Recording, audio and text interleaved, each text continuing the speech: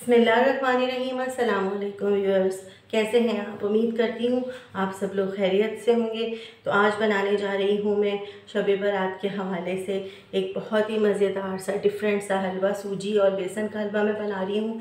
Layers बनाऊँगी, करूँगी मैं उस पर खोपरे की मिठाई से। तो ये देखिए, ये सारे इंग्रेडिएंट्स हैं। मैंने मिठाई की दुकानों पर अक्सर ऐसे हलवे देखे हैं। आजकल जो हलवे आने लगे हैं लेयर्स वाले, डिफरेंट से खोए की लेयर होती है, बर्फ़ी की लेयर होती है और ख़ास तौर पे खोपरे की मिठाई की लेयर होती है। तो मैंने प्रैक्टिस की थी घर में और मैं अल्हम्दुलिल्लाह कामयाब रही। तो मैं आज वो रेसिपी आपके साथ शेयर कर रही हूँ। तो ये देखिए, ये सारे इंग्रेडिएंट्स हैं। बेसन का मैंने 1 कप का नाप ले लिया। आप 1 ही कप रखिएगा अपने पास और उसी का आप नाप लीजिएगा। जैसे 1 कप मैंने बेसन लिया, 1 कप सूजी ली, 1 कप मैंने चीनी ली है। घी देख लें कितना है। ये तकरीबन 1 खाना पकाने का चमचा जो हम डालते हैं हांडी में, चमचा जो यूज़ करते हैं पकाने के लिए, उसको मैंने 1 भर के ले लिया है घी का। सारे ये बादाम पिस्ते हैं और किशमिश, चांदी के वर्क, छोटी इलायची, चीनी, खोपरे का ये 1 प्याला लिया है, यानी 1 प्याला भर के खोपरा है। तो हाफ़ कप मैंने लिया है खुश्क दूध और ये कंडेंस मिल्क है, ये भी मैं हाफ़ कप लूँगी। तो चलिए आइए रेसिपी बनाना स्टार्ट करते हैं। तो ये पैन को रख दिया है व्यूअर्स मैंने चूल्हे पर और अब मैं इसके अंदर डाल दूँगी ये घी। इलायचियों को कूट लेना है। इलायचियों का पाउडर जो है वो हम हलवे में यूज़ करेंगे, लेकिन मैं थोड़ी सी इलायची जो है कूट के इस तरह से खोल कर इसमें डाल दूँगी। बेसन,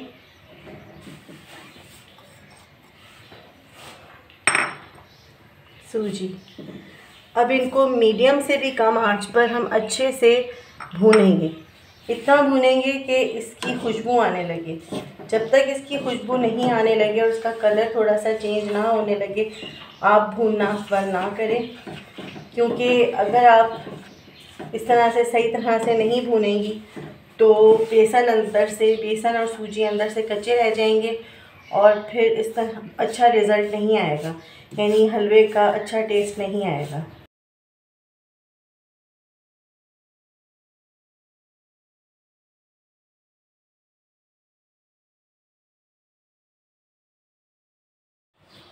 तो व्यूअर्स, सूजी जो है वो अच्छे से भुन के रेडी हो चुकी है।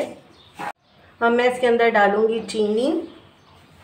आपने हर चीज़ जो है व्यूअर्स अपने पास तैयार रखनी है। ये देखिए, सारी चीनी डाल देनी है और 2 कप्स पानी रेडी रखना है बिल्कुल। ये देखिए, मैं 2 कप्स पानी के डाल रही हूँ। ये वही कप्स हैं, वही प्याले हैं जिनसे मैंने नाप लिया था सूजी और बेसन का। तो मैं ये 2 कप्स डाल दूँगी। अब जब तक ये हलवा जो है खुश्क नहीं होता अच्छे से, आपको चमचा चलाते रहना है इस तरह से। आप उस वक्त तक चमचा चलाते रहें और इस तरह से भूनते रहें जब तक हलवा जो है वो सतह ना छोड़ दे कढ़ाई की।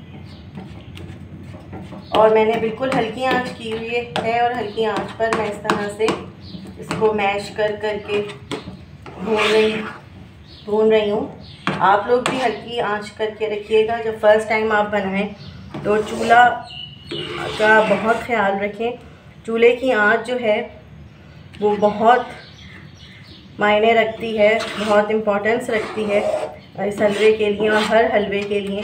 तो आप आंच जो है चूल्हे की वो कम की तरफ ही रखें जब आप फर्स्ट टाइम बनाएं। और वैसे भी आंच कम होनी चाहिए, क्योंकि कुछ पता नहीं होता कि किस वक्त में कोई चीज़ ख़राब हो जाए। तो ये देखिए, ऑलमोस्ट हलवा हमारा रेडी हो गया है। ये देखें, ये सतह से चिपकने लगा है। मैं थोड़ा सा और इसको बनाऊंगी।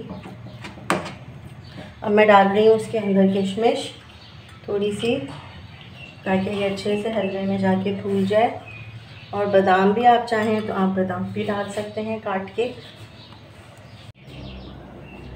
तो ये देखिए व्यूअर्स कितना परफेक्ट तरीके से हलवा जो है हमारा रेडी हुआ है। और ये देखिए खुद ब खुद ये कढ़ाई की सतह को छोड़ रहा है, यानी कि ये अब रेडी हो चुका है। ये देखिए इस तरह की कंसिस्टेंसी होनी चाहिए जब आप इसको ऑयल लगी हुई डिश में निकालें। ये देखिए मैंने पहले से ही ऑयल लगी हुई डिश रेडी की हुई है। हर चीज़ को आपको रेडी करना है। ये देखें इतने आसानी से हलवे ने कढ़ाई की सतह छोड़ दी है और ये हल्की आंच पर ये देखें कितना परफेक्ट इसका रिज़ल्ट आया है और खुशबू भी बहुत अच्छी आई है। देखिए इस तरह से कंसिस्टेंसी होनी चाहिए, इस तरह से होना चाहिए। एंड में हलवा जब आप इसको डिश में निकालें तो एंड में इस तरह से इसकी शक्ल होनी चाहिए। ये देखिए कितना अच्छा सा ये रेडी हो गया है। तो ये देखिए व्यूअर्स मैंने एक इस तरह की गोल सी सा प्याला लिया है, छोटी सी कटोरी ली है गोल सी।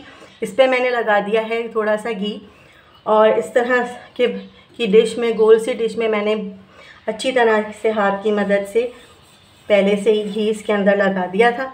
अब हम जल्दी से सारा का सारा हलवा निकाल लेंगे इस डिश में। फटाफट आपने काम करना है। ये देखिए पहले से ही निकल आया है और ये देखिए कितनी अच्छे से इसने सतह छोड़ दी थी कढ़ाई की।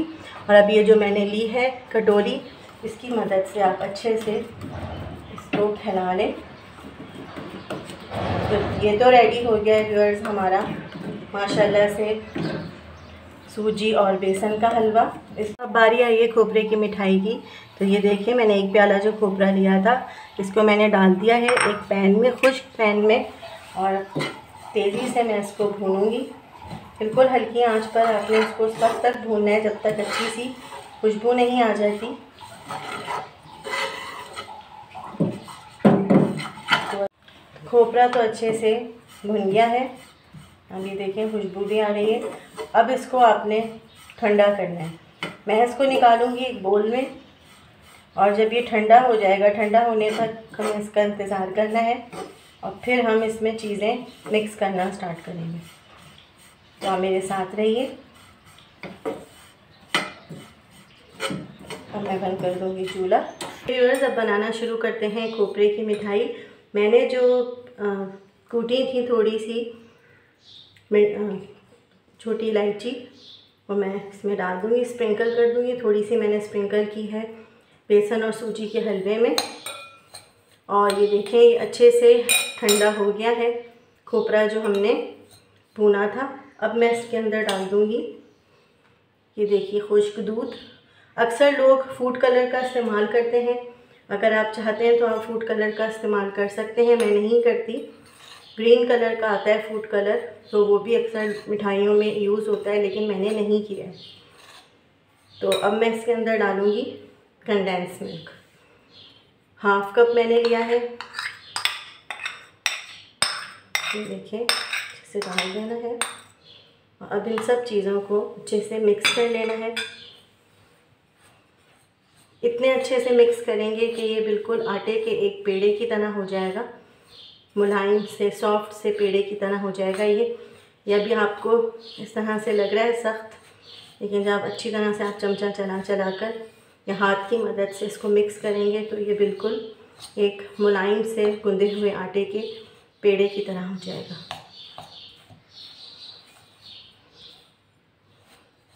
अगर ये आपको थोड़ा हार्ड लगे तो आप इसमें कंडेंस्ड मिल्क थोड़ा सा और ऐड कर सकते हैं। तो ये देखिए व्यूअर्स कितना अच्छा सा देखें ये आटे की तरह हो गया। हाथों को पे मैंने थोड़ा सा ऑयल लगा लिया था। तो मैं ये देखिए इसको इस तरह से आपको उठा के दिखाती हूँ। थोड़ा सा स्टिकी लगेगा, आपको स्टिकी भी होना चाहिए क्योंकि आपको उसको चिपकाना है बेसन के हलवे पे। तो ये देखें इस तरह से होनी चाहिए इसकी कंसिस्टेंसी। सारा का सारा आप इसके अंदर से निकाल कर इसके ऊपर रखें। तो अब मैं करूँगी इसको हलवे पर सेट। ये हो गया हमारा बेसन का हलवा। छुरी पे मैंने थोड़ा सा ऑयल लगा लिया था ताकि कटिंग करने में आसानी हो।